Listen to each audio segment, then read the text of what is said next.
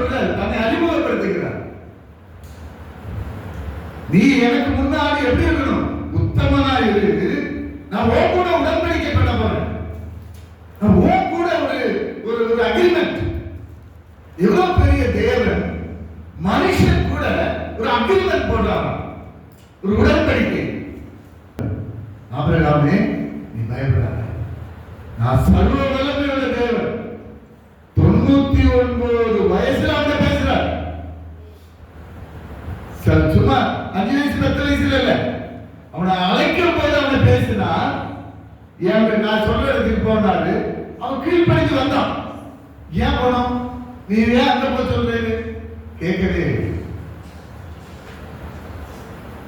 நான் உன்னை ஆசீர்வதித்து உன்னை பெருகப்பட்டது, உனக்குள்ள ஜாதிகளை பெருகப்பட்டது.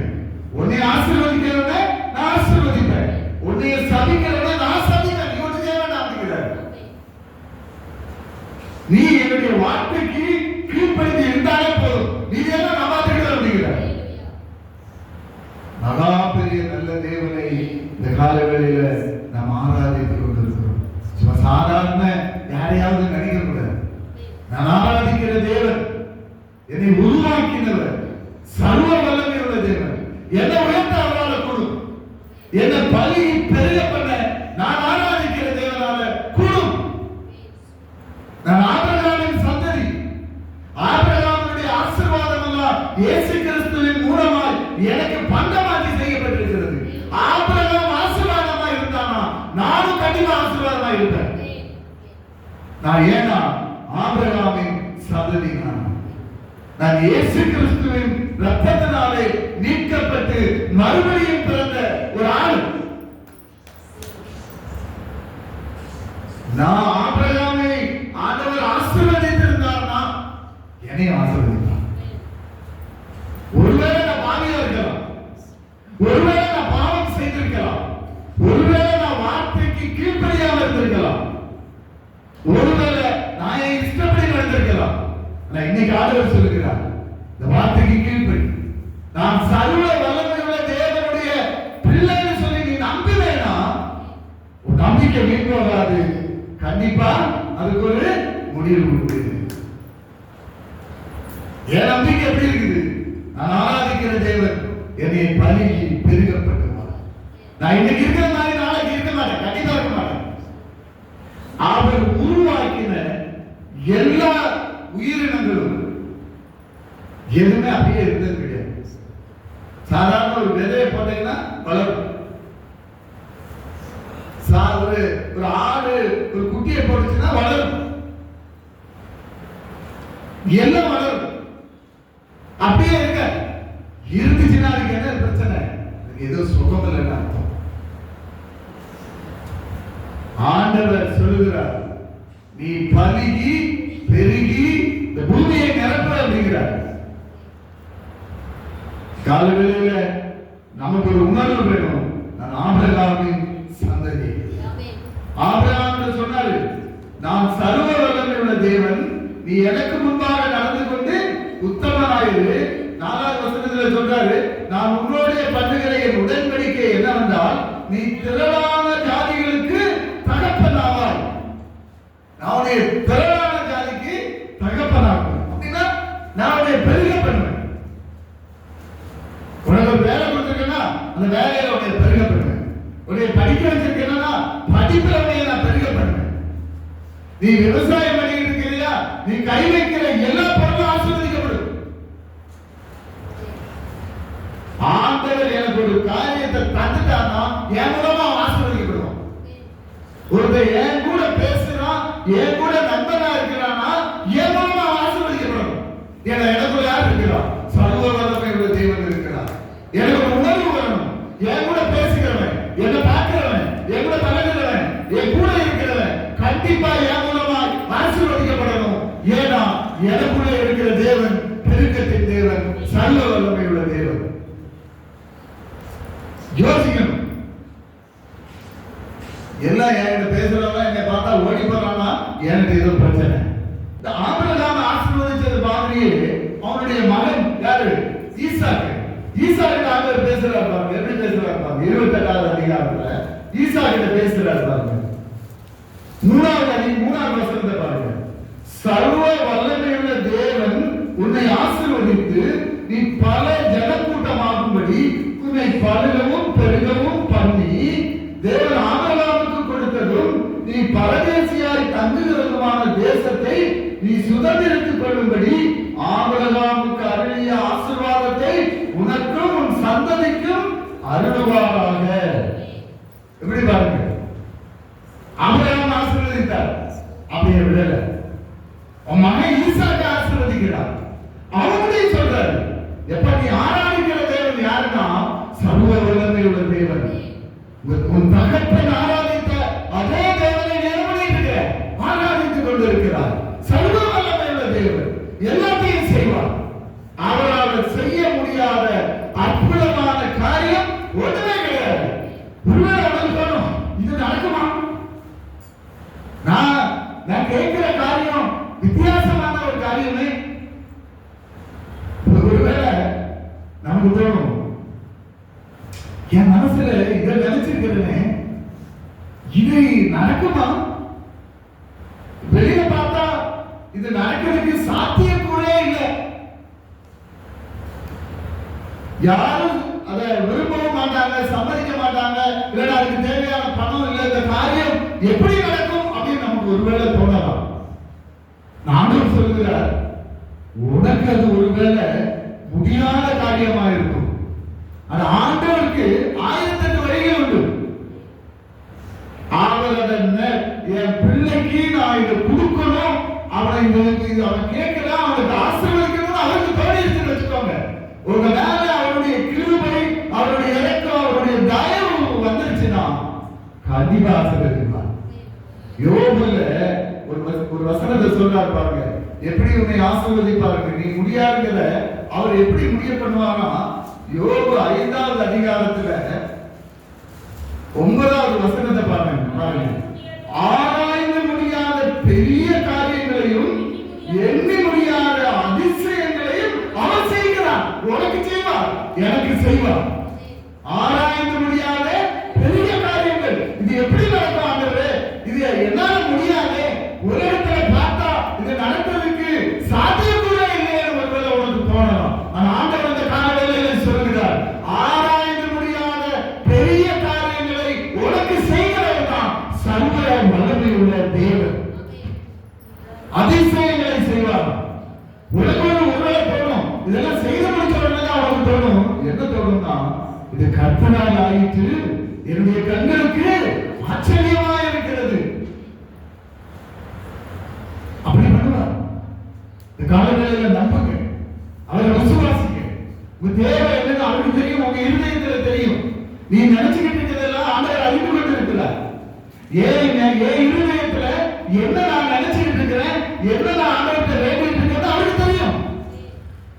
உங்க இருதயத்துல இந்த காலங்களிலே உங்களுடைய தேவை என்ன, உங்களுடைய பிரச்சனை என்ன, உங்களுடைய பலவீனம் என்ன, உங்களை சுற்றி நெருக்கிக் கொண்டிருக்கிற நெருக்கங்கள் என்ன, உங்க கஷ்டம் என்ன, உங்க மனதை எப்படி புண்பட்டு இருக்கிறது, உங்கள் மனதை அழிந்து கொண்டிருக்கிறதா, உங்க இருதயத்துல காயங்கள் இருக்கிறதா, உங்களை யாராவது துக்கப்படுத்திக் கொண்டிருக்கிறார்களா, இல்லை யாராவது உங்களை அடிமைப்படுத்திக் கொண்டிருக்கிறார்களா, இது எல்லாம் அறிந்த ஒரே தேவன் நம்முடைய தேவன், சர்வ வல்லமையுள்ள தேவன். அவர் சொல்லுகிறார், இன்னைக்கு உன்னுடைய பிரச்சனை என்னன்னு தெரியும், ஆராய்ந்து முடியாத பெரிய காரியங்களை உனக்கு நான் இந்த வருஷத்துல செய்வேன், நீ எண்ண முடியாத அதிசயங்களை செய்து உன்னை நான் வெளியிட கொண்டு வருவேன் அவர் சொல்லுகிறார். ஆராய்ந்து முடியாத என் கண்களுக்கு புலப்படுது, நான் யோசிச்சு பார்க்கிறேன் இது எப்படி நடக்கும் அப்படின்னு. ஆனா எனக்கு தெரியல, ஆண்டவர் சொல்லுகிறார், கண்டிப்பாக உனக்கு நடக்கும். காலையில் எழுந்திச்சு பார்த்தா எல்லாம் நடந்திருக்குது, என் கண்களுக்கு ஆச்சரியமா இருக்கிறது. ஆண்டவரே இது உண்மையிலே ஆகும், நம்புங்க, இன்னைக்கு நம்புங்க, எனக்கு ஆண்டவர் இதை செய்வார், எனக்கு செய்வார். என்னால் முடியாம இருக்கலாம், ஆனா நான் ஆராதிக்கிற தேவன் ஜீவனுள்ள தேவன், நான் ஆராதிக்கிற சர்வ வல்லமையுள்ள தேவன். என் பிரச்சனை அவருக்கு லேசான காரியம், எனக்கு இதை செய்து தருவது அவருக்கு லேசான காரியம். கண்டிப்பா நிறைவேற்றுவார், கண்டிப்பா நிறைவேற்றுவார். ஒருவேளை அது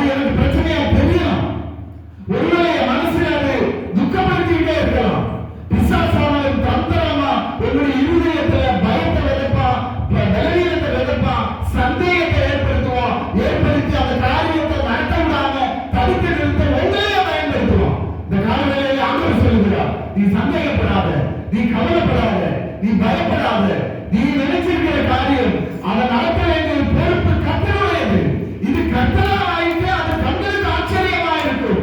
யுத்தம் கர்த்தருடையது, யுத்தம் கர்த்தருடையது. உன்னையால பண்ண முடியாது. ஆண்டவர் சொல்லுகிறார், நான் உன்னை அழைத்திருந்தால் ஒரு தாயின் கருவில நீ உருவாகும் போது உனக்கு நான் அவரை படைக்கும் போது யாருக்கு இல்லாத கையில அந்த ரேகையை நான் உனக்கு கொடுத்தேன். உன்னை நான் படைச்சேன் அப்படிங்கிறாரு. உனக்கு என்ன தேவைன்னு எனக்கு தெரியுங்கிறாரு. ஒரு நோக்கத்தோடு ஒரு தரிசனத்தோடு உன்னை உருவாக்கி இந்த இடத்துல கொண்டு வந்து நான் பேசிக்கிட்டு இருக்கிறேன். அவர் சொல்லுகிறார், நான் எடுத்துமே பயன்படுத்துவேன். அநேகருக்கு பிரயோஜனமான ஒரு ஆளா மாற்ற ஆண்டவரால கூடும். ஒருவேளை உங்களால் முடியாத காரியத்தை உங்க பிள்ளைகள் மூலமா கர்த்தர் நடப்பாக்குவார். தரிசனங்களை தருவார், தரிசனங்களை ஆண்டவர் தருவார், வரங்களை தருவார். அதை அவர் பயன்படுத்துவார். எதுக்கு பயன்படுத்துவார்? 99 வயதுல இந்த ஆபிரகாமை எடுத்து பயன்படுத்த முடியும்னா உங்களை பயன்படுத்துறது அவருக்கு லேசான காரியம்.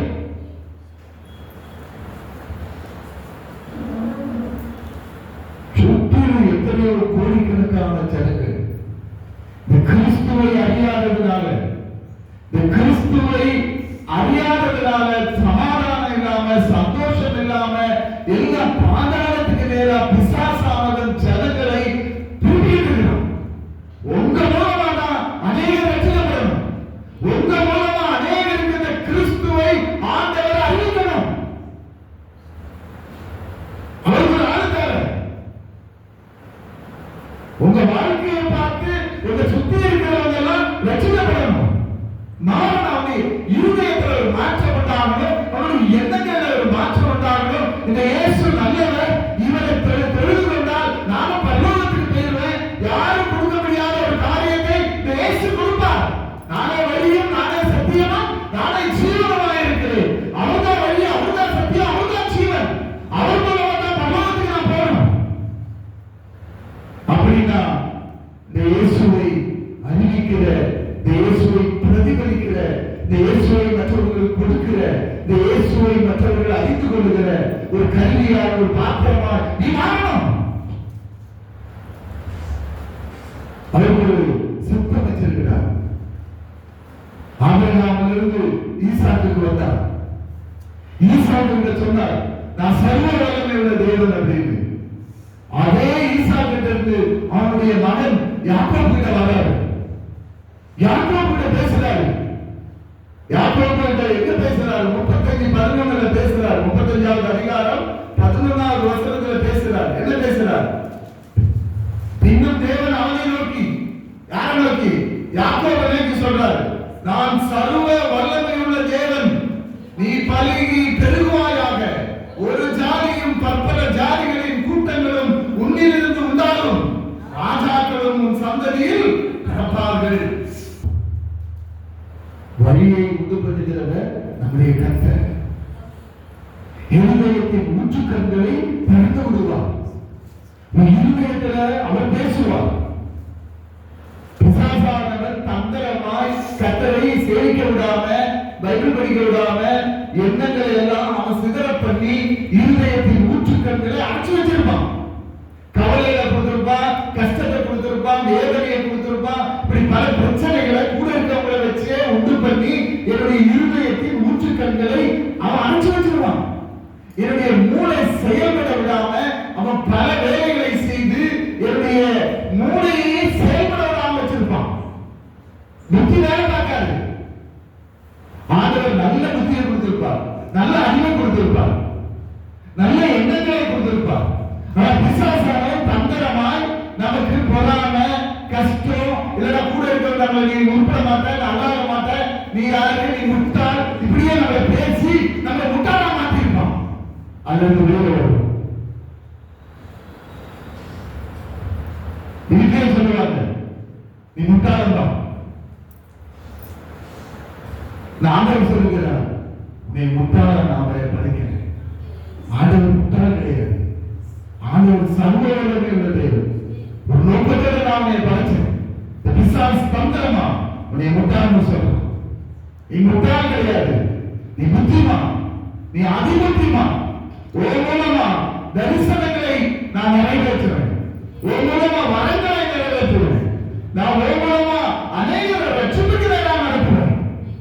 முட்டாள்னு சொல்றதை பார்த்து இயேசுவின் நாமத்தில் சாத்தானை ஓடிப்போட சொல்லு. படைத்தவர் அவர், அறிவை தந்தவர் அவர். என்னுடைய சரீரத்தை எப்படி இருக்கணும் அப்படிங்கிறதெல்லாம் அவர் தீர்மானித்தார். என்னை குறித்து அவருடைய புஸ்தக லட்சணங்களே நான் எப்ப படைக்கிறேன், எப்படி படைக்கணும் எழுதி வைத்திருந்தார். நீ யார் என்னை சொல்றதுக்கு, முட்டாள்னு சொல்றதுக்கு? நீ யார் என்னை வேண்டாதவன்னு சொல்றதுக்கு? உனக்கு என்ன அதிகாரம் இருக்கிறது?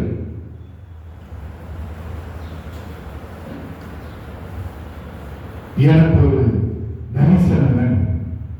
நான் ஆராதிக்கிற தேவன் ஒரு நாளும் என்னை கைவிட மாட்டார். நான் உன்னை விட்டு விலகுவதும் இல்லை, நான் உன்னை கைவிடுவதும் இல்லை என்று அவர் சொல்லி இருக்கிறார். அதனாலே நான் தைரியம் கொண்டு கர்த்தர் எனக்கு சகாய, இந்த மனுஷன் எனக்கு என்ன செய்ய முடியும்? இவையாவது என்னை முட்டாள்னு சொல்ல, கர்த்தர் என்னை படைத்தவர், அவர் எனக்கு சகாய, அவர் என் வலுமையை பிடித்திருக்கிறார், அவர் என்னை வழிநடத்துகிறார். என்ன தூசிக்க, என்ன தீமைக்கு மேலாக நடத்த அல்லது என்ன வெட்கப்படுத்த எந்த மனுஷனுக்கும் எந்த அதிகாரமும் கிடையாது. அவர் வார்த்தைகளோடு என்ன கலைக்காது. எனக்கு அப்படி தோணணும். எனக்குள்ள கிறிஸ்து இருக்கிறார். நான் பேசினா பேசிட்டு போறோம், ஆனா அது என்ன பண்ணாது, தோணாது. ஏன்னா எனக்குள்ள இருக்கிறவர் யாரு? ஜீவனுள்ள தேவன். என்ன தர முடியாது. அவருடைய வார்த்தையோ அவனோ என்ன தர முடியாது. யாரையுமே தர முடியாது. ஏன்னா நான் ஆராதிக்கிற தேவன் சர்வ வல்லமையுள்ள தேவன். அவர் எனக்குள்ளே வாசம் பண்ணுகிறார். நான் அவருடைய சொந்த குமாரனாகிய இயேசு கிறிஸ்துவினுடைய விலையேறப்பட்ட இரத்தத்தினாலே மீட்கப்பட்டவர். எனக்கு ஒரு விலக்கரையும் கொடுக்கப்பட்டிருக்கிறது. கிரயத்துக்கு கொல்லப்பட்டவன் நான் சாதாரண ஆள் கிடையாது. அதனால எந்த தீமையும் என்ன துக்கப்படுத்த முடியாது, எந்த தீமையும் என்ன வெட்கப்படுத்த முடியாது. நான் இயேசு கிறிஸ்துவினுடைய பிள்ளை அப்படிங்கக்கூடிய ஒரு உணர்வு எனக்குள்ள எப்பவும் இருந்துகிட்டே இருக்கும்.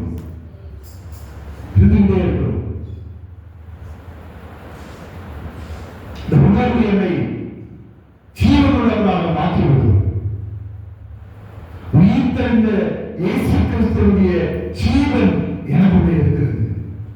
என் சரீரத்தில் அவருடைய ஜீவன் எனக்கு என்னுடைய எலும்புகள்ல, என்னுடைய தசைகள்ல, என்னுடைய நரம்புகள்ல ஜீவனை தரும். எனக்குள்ள ஜீவனவர் இருக்கிறார். நரம்புல சரியா ரத்தம் வரலையா, அதுல ஜீவனை கொடுக்க நான் ஆராதிக்கிறது என்று என்னுடைய தேவனால் கூறும் சர்வ வல்லமையுள்ள தேவன் சொல்றாரு. பாருங்க, நான் உன் கூட இருக்கிறேன். உனக்கு விரோதமாய் உருவாக்கப்படும் எந்த ஆயுதமும் அது என்ன பண்ணும்? வாய்க்காமலே போயிடும். நீ ஒன்றும் கஷ்டப்பட வேண்டியதில்லை. அதெல்லாம் அவன் பார்த்துக்கிறோம். யுத்தம் அவருடையது. உனக்காக அவர் யுத்தம் பண்ணுவார். உனக்காக அவர் தேவ தூதர்களை அப்பாயின்ட் பண்ணி இருக்கிறார். என்னை பாதுகாக்க என்னை சுற்றிலும் தேவ தூதர்களை வைத்திருக்கிறார். என் மனசை கஷ்டப்படுத்துறானா, பிசாசு தந்திரமா கஷ்டப்படுத்துறான்.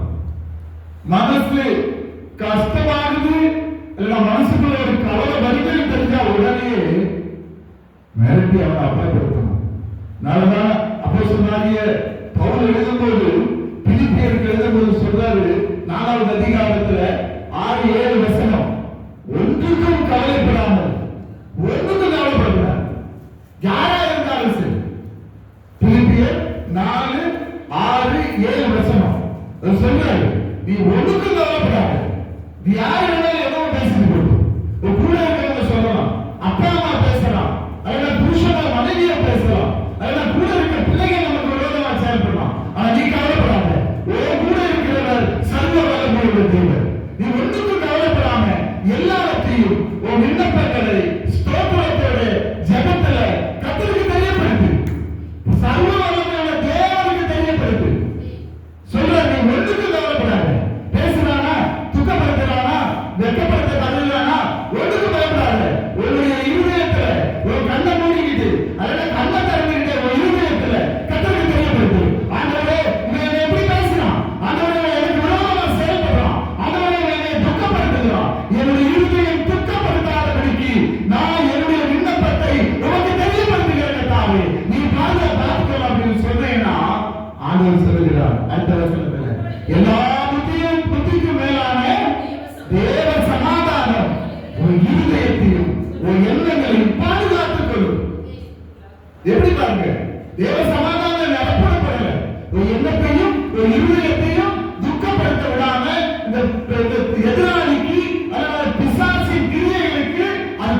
பாதுகாத்துக் கொள்ளுமா. ஒரு இருதயத்தையும் தர முடியாது, ஒரு எண்ணத்தையும் தொட முடியாது. நல்ல இந்த வார்த்தை ஒரு இருதயத்துல இப்ப பதியணும், ஒரு இருதயத்துல பதியணும். ஆண்டவர் சொல்லுகிறார், நான் சர்வவல்லமை உள்ள தேவன். உனக்கு விரோதமா துக்கப்படுத்துறானா, உனக்கு விரோதமா உன்னை வெட்கப்படுத்த நினைக்கிறாங்களா, உன்னை சுத்தி இருக்கிறவங்க ஒரு இருதயத்தை காயப்படுத்துறாங்களா, ஒரு எண்ணங்களை காயப்படுத்துகிறாங்களா, ஆண்டவர் சொல்லுகிறார், கண்ணை மூடிக்கோ, உன்னுடைய கண்ணை திறந்துக்கோ, என்ன நோக்கி பார், ஒரு இருதயத்துல என்ன நோக்கி பார்த்து ஜெபம் பண்ணி அப்படிங்கிறாரு. ஒரு விண்ணப்பங்களை, உன்னுடைய அங்கலாய்ப்புகளை, உன்னுடைய கஷ்டத்தை என்ன பார்த்து என்ன சொல்ல அப்படிங்கிறாரு. ஒன்றுக்கும் கவலைப்படாம சொல்லணும். நீ கவலையே படக்கூடாது. கவலைகளை எல்லாம் யார் மேல வச்சிடணும்? கர்த்தர் மேல வச்சிடணும். அது சொல்றாரு, என்கிட்ட சொல்லும் போது நீ எனக்கு தெரியப்படுத்தினால், இப்பதான் சொல்றோம். ஒருவேளை நாம நினைப்போம், அவர் சர்வ வல்லமை உள்ள தேவன், எதுக்கு நான் தெரியப்படுத்தணும், அவருக்கே தெரியுங்க அப்படின்னு யோசிக்க கூடாது. இது ஒரு பிரமாணம், நீதான் சொல்லணும். இது ஒரு பிரமாணம். உன் வாயத்திலிருந்து சொல்லணும், ஒரு இருதய ஆண்டவர்கிட்ட பேசணும். இந்த பிரமாணம் செயல்படும். முதலாவது தேவனுடைய ராஜ்யத்தையும் அவருடைய நீதியையும் தேடுங்கள், தேட முடியும். ஒரு இருதயத்தில் வேற எதையாவது நினைச்சுக்கிட்டு உட்கார்ந்து இருந்தீங்கன்னா ஆண்டவரும் செய்ய மாட்டார். நீ ஆண்டவர் தேடணும். என் பிள்ளை என்னை தேடுறா, என்னை கூப்பிடுறா, இந்த விஷயத்தை கேட்கிறா, நான் கண்டிப்பா அவளுக்கு பதில் சொல்லணும். உடனே ஆண்டவர் சொல்லுவார், எல்லாத்துக்கும் மேலான தேவ சமாதானம் உன் இருதயத்தையும் உன் எண்ணங்களையும் இந்த துக்கத்துக்கும் இந்த வெட்கத்துக்கும் நிலைக்கு பாதுகாத்துக் கொள்ளும், பாதுகாத்துக் கொள்ளும். எனக்கு ஒரு பொறுப்பை ஆண்டவர் கொடுத்திருக்கிறார். எந்த நேரத்தில் நான் ஜெபிக்கணும். அதனாலதான் இதே அப்போஸ்தலனாகிய பவுல் எழுதும்போது தெசலோனிக்கேயருக்கு எழுதும்போது சொல்றான், சந்தோஷமா இருங்கள், இடைவிடாமல் ஜெபம் பண்ணுங்க. சந்தோஷமா இரு, ஆனா சந்தோஷமா இருந்து படுத்து இருக்கிறாங்க. சந்தோஷமா இருந்து எல்லாத்தையும் சாப்பிட்டு ஜம்மன் படுத்தலாம் படுக்காத. இடைவிடாமல் படுத்திருந்தாலும் நீ ஜெபம் பண்ணணும், நடந்து இருந்தாலும் நீ ஜெபம் பண்ணணும், வேலை பார்த்து இருந்தாலும் நீ ஜெபம் பண்ணணும். இந்த ஜெபத்துல இந்த ஆண்டவரை தேடணும். கர்த்தாவே, நீ என்னை துக்கப்படுத்தணும். கர்த்தாவே, இந்த பிசாசையை வெட்கப்படுத்துகிறான், எனக்கு விரோதமா பேசுறான், முட்டாளுங்கிறான், உருப்படாதவங்கிறான், அமையாத என்ன சொல்றதுக்கு, இயேசுவே நான் உடைய கருத்தை விட்டு கொடுக்கிறேன். ஒன்றுக்கும் கவலைப்படாமல் இந்த ஸ்தோத்திரத்தோட இந்த விண்ணப்பத்தை ஒவ்வொரு சொல்ற ஆண்டவரே, சொன்ன மாத்திரத்துல ஆண்டவர் எல்லாத்துக்கும் மேலான தேவ சமாதானத்தை அனுப்பி ஒரு இருதயத்தையும் ஒரு எண்ணங்களையும் கர்த்தர் பாதுகாத்துக் கொள்வார், பாதுகாத்துக் கொள்வார். பாருங்க 43வது அதிகாரத்துல பாருங்க, இப்போதும் யாக்கோபே, உன்னை சிருஷ்டித்தவரும் இஸ்ரவேலே உன்னை உருவாக்கினருமாகிய கர்த்தர் சொல்லுகிறதாவது, பயப்படாதே, உன்னை மீட்டுக் கொண்டு உன்னை பேசுவதை அழைத்து நீ என்னுடையவன் சொல்றாரு. பாருங்க, பயப்படாத. நீ பயப்பட, இவனை பார்த்து பயப்பட வேண்டிய அவசியம் உனக்கு கிடையாது. ஏன்னா உன்னை உருவாக்கினவர் யாரு? சர்வ வல்லமை உள்ள தேவன். சொல்றாரு, யாக்கோபே, உன்னை சிருஷ்டித்தவரும் இஸ்ரவேலே உன்னை உருவாக்கினவருமாகிய கர்த்தர் சொல்லுகிறதாவது. என்ன உருவாக்கினவர்? என் தாயின் கருவில நான் எப்படி இருக்கணும் அப்படிங்கிற அவர் தன்னுடைய சொந்த கருத்தினால் என்னை உருவாக்கினார். உருவாக்கின தேவன் என்ன பேசிக்கிட்டு இருக்கிறார்? பயப்படாதே அப்படிங்கிறார். நீ ஏன் பயப்படுற? இவனுக்கு ஏன் பயப்படுற? இல்ல அந்த பிரச்சனைக்கு ஏன் பயப்படுற? அதனால துக்கத்துக்கு ஏன் நீ பயப்படுகிற? நீ பயப்பட வேண்டிய அவசியமே கிடையாது. பயப்படாதே. எப்படி எப்படி சொல்றாரு பாருங்க, உன்னை உருவாக்கினோடும் உன்னை, அதனால அந்த வசனத்தை நல்லா கவனிங்க, உன்னை சிருஷ்டித்தவரும் அப்ப சொல்றாரு, இஸ்ரவேலே உன்னை உருவாக்கினவருமாகிய கர்த்தர் சொல்லுகிறதாவது. நான் தான் உன்னை உருவாக்கினேன். உருவாக்கின நானே என்ன சொல்றேன்? Creator of the creator. என்ன கிரியேட் பண்ண தேவன் அவரே சொல்றாரு. என்ன சொல்றாருன்னா, உன்னை உருவாக்கினவர் பயப்படாத. எதுக்கு பயப்படாத? ஏன் பயப்படுற? ஏன் இருதயத்தில் அழுகிட்டு இருக்கிற? நான் உன்னை உருவாக்கின தேவன். நான் உருவாக்கினது உண்மைதான். உன்னை வழி நடத்துவேன், உன்னை பலியை பெருக பண்ணுவேன், உன்னை எடுத்து பயப்படுத்துவேன், அநேகருக்கு பிரயோஜனமா உன்னை மாற்றுவேன். ஒருவேளை வயசா இருக்கலாம், ஆனாலும் நான் உன்னை என்ன பண்ண மாட்டேன், கைவிடவே மாட்டேன். 80 வயசுல ஒரு ஒரு ஒரு மோசையை பயன்படுத்த முடிஞ்சுச்சுன்னா உன்னை பயன்படுத்துவது எனக்கு லேசான காரியம். 99 வயசுல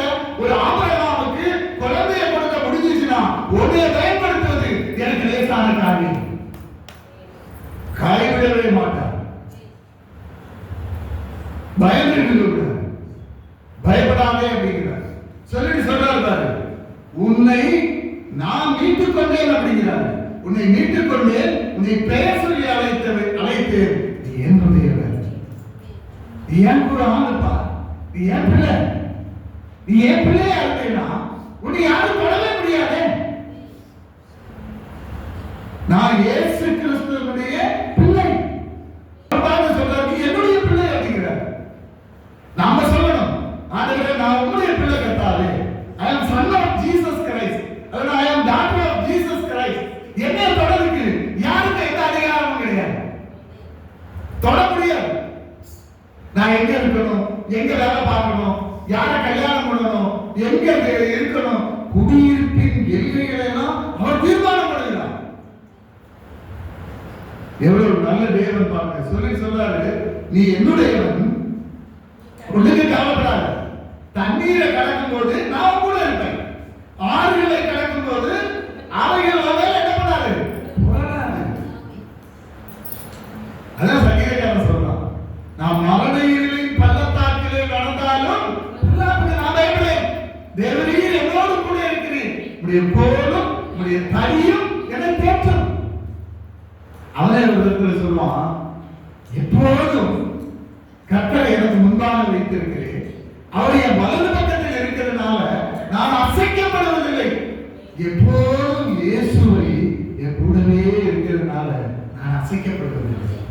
வேலைக்கு போகும்போது சொல்லணும், நடந்துட்டு இருக்கும்போது சொல்லணும், சமையல் பண்ணும்போது சொல்லணும், கர்த்தாவே நீர் எப்போதும் என் கூட இருக்கிறீர், இயேசுவே நீர் என் கூட இருக்கிறதுனால நான் ஒருபோதும் என்னப்படப்படுவதில்லை, அசைக்கப்படுவதில்லை. பலவீனம் வரலாம், நோய்கள் வரலாம், மற்றவங்க பேசலாம், எனக்கு விரோதமா செயல்படலாம், ஆனா நான் அசைக்கப்பட மாட்டேன். ஏன்னா என் கூட இயேசு இருக்கிறார், இயேசு என் கூட இருக்கிறார். என்னை அசைக்க முடியாது. அசைக்கணும்னு நினைச்சா கூட அவன் தான் இல்லாம போவாங்க, நான் இல்லாம போவாங்க. நான் எங்க இருக்கணுமோ அந்த இடத்துக்கு என் தேவன் அவருடைய வலது கரத்தினால் என்னை பிடிச்சு கூட்டிட்டு போய் நான் எங்க இருக்கணும் அதற்கு உட்கார வைப்பான். ராஜாக்களோடும் அதிகாரிகளோடும் பிரபுக்களோடும் உட்கார வைக்கிற தேவனை ராஜகாரங்களில் ஆராதித்துக் கொண்டிருக்கிறேன்.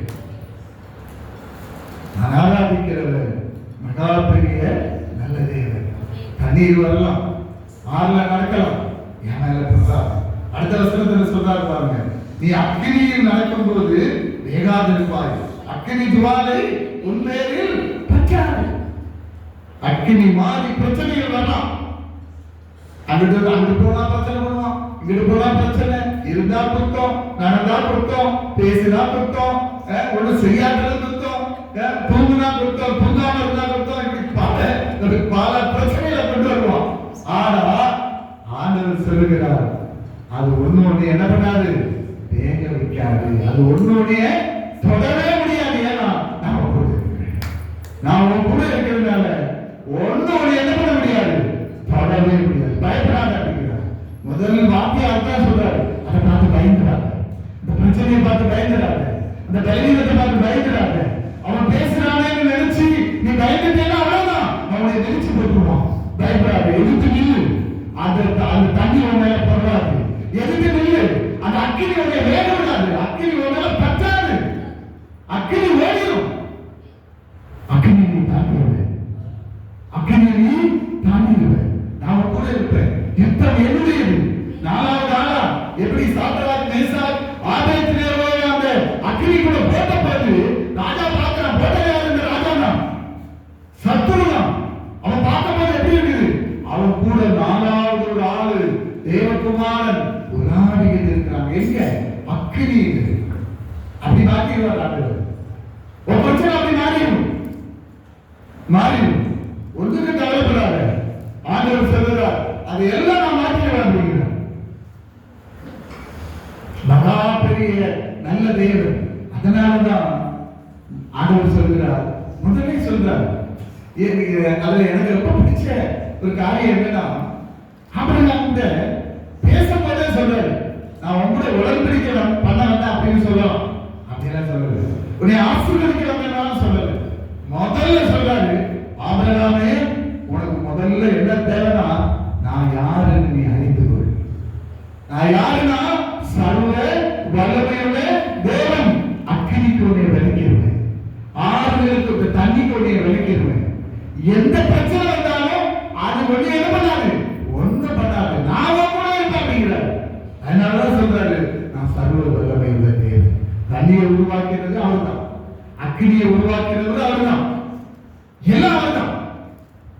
அதனால அவருடைய சத்தத்துக்கு எல்லாம் கேள்வி. எப்படி அழகா சொல்றாரு பாருங்க.